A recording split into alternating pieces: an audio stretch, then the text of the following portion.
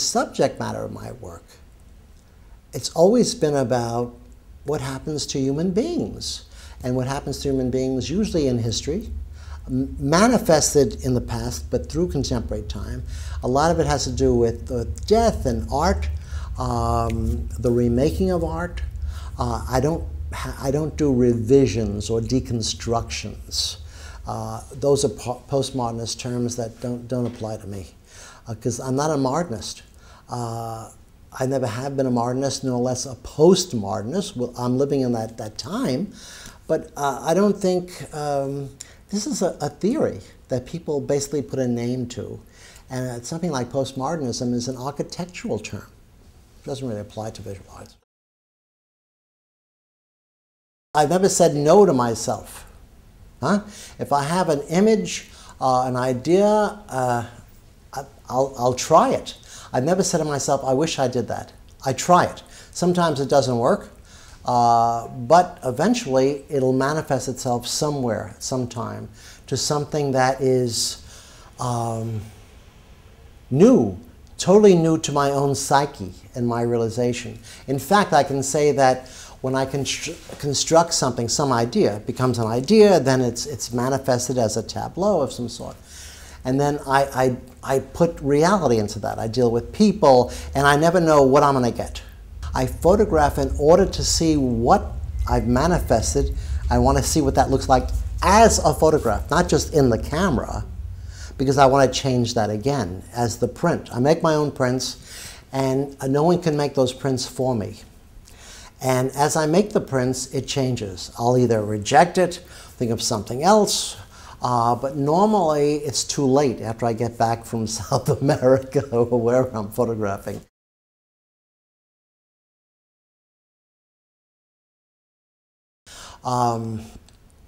It's strange because I have the bedside manner of a pathologist. and I can very, very coolly look at people either dead or dying or corpses, and I still see life in that, in them. And because life is such an incredibly intense and wonderful and one-time around manifestation, that the point of death, at that moment of death, is the last human act. And I really believe we're immortal. I'm a religious person. I really believe that in life we either hate or we love. I've seen people die. I've seen, even when I got out of the Army, I was working as a waiter in a restaurant bar on the weekends and going to college, undergraduate work. And I remember saying, "Hello, Jimmy," who was the manager, and he was behind the bar. And Jimmy was very, very irritated because there was this black man, oldish black man, who was, drunk and kind of annoying Jimmy. And, most bars, they'll have a baseball bat under the bar. So the bartender can defend him or herself. And then suddenly Jimmy turned around. I was just passing this black man and hit him with the baseball bat and crushed his face. And the guy died, and there was blood all over the place. And then the police came in and talked to Jimmy, and then they just dragged the body out and someone else cleaned up the floor, and we got on to the work of the night. And I said to myself, well, what kind of conditioning is this? I mean, the guy didn't deserve to get killed because he was begging for money and drunk. And, it wasn't until years and years later that the moral aspect of that hit me.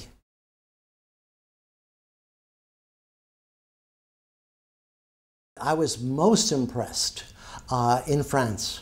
I remember, I have so many shows, but I remember, I think it was in, maybe in Strasbourg, and I remember seeing a couple, and it was my Feast of Fools photograph that I took in Mexico. And it's a toughie, but that image represented, it had the parts of bodies from the straw that this pathologist pulled out. And I was really challenged to make something beautiful out of this sop. It looked like a vision of hell. And so I crowned the photograph with this fetus that was also in this drawer. And so the big print was being shown, and I saw this French couple, you know, with this little kid of a baby, and then maybe about a 7-year-old girl too.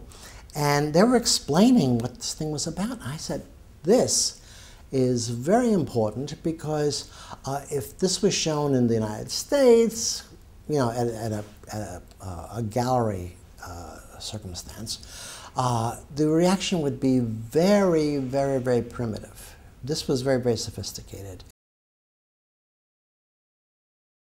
I think the hardest job in the world, 2 jobs, people who are religious teachers, huh?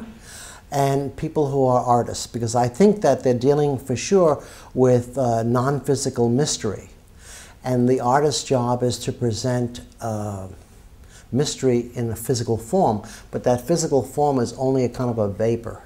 My sister, my oldest sister, always says to me, and she's a retired teacher, she says, you know, every artist thinks that they're the greatest artist and every other artist is shit. I think that's a kind of an ego aspect of the need to make art. And I think all artists have that, not in that violent way. But I think you have to believe in yourself, but that's the whole trick. You have to believe in yourself and yet be selfless. I make the work for myself. If my work weren't published or exhibited, as it wasn't for many, many years, I would make the work for myself and keep it in a box. Because I really believe that what I make echoes my time in life and what I've discovered. And I grow. I'm over 70 years old now. I've been making photographs since I was 11. And on a continual basis since well, at least 40 years ago now. And I love what I do. I love the challenge. And I'm a kind of savant in a way that I have no sense of time. I generally put in, even now, 8 to 10 hours a day. And I'm always challenged. I'm always happy. I generally stay, I don't speak the language. I stay in a little room wherever I'm staying. And I work on sketches and I take the observations. It's very much like a chameleon. I'm in a country I don't know about, the language I don't speak, but I see people. It basically makes me a kind of a deaf mute. And it increases my visual connection with things. And I know that it's going to work out. I take great chances. And I think that's the thing about it. If you compromise, you might as well be dead. In France, anywhere ever in France, usually the person will give an opinion. He says, oh, I don't like that there. You shouldn't be shooting from this side. Or, hey, this is good, you know. This is good. This is good input.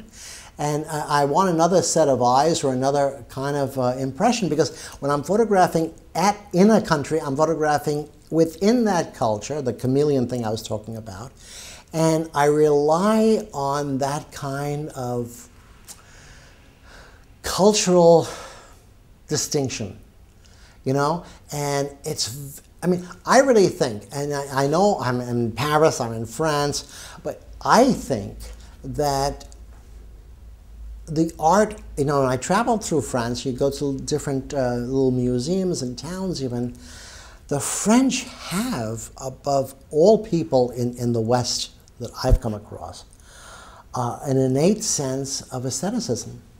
It's very, very profound. I mean, when in the United States in the 19th century, the people were doing nudes in a kind of reference to like the white woman, you know, being held by the Indians. There's always a victim, you know? So she's exposed, she's chained. And at the same time in Paris, people were walking around, you know, I mean, they had showing their bodies. It was a different kind of social exposure, a different kind of social engagement. I mean, talk about the modernism starting about 1830. I think that the French would always take the lead. I don't know why that happened. It was their destiny. There's something that continues to this day about this. I think that the French are very, very open to things culturally, and they have this adventurous spirit. I love Paris. The only regret is I don't speak the language, and I've heard millions and millions of words. But when I come here, it's either usually to work. I work in different places, including Paris. But of course, I communicate in English with people who speak English. And some people say to me, well, how come you don't know French? I said, well, we don't speak French, although of course I'm living and working in a particular culture. But before I die, my tombstone is going to say, and he spoke some French.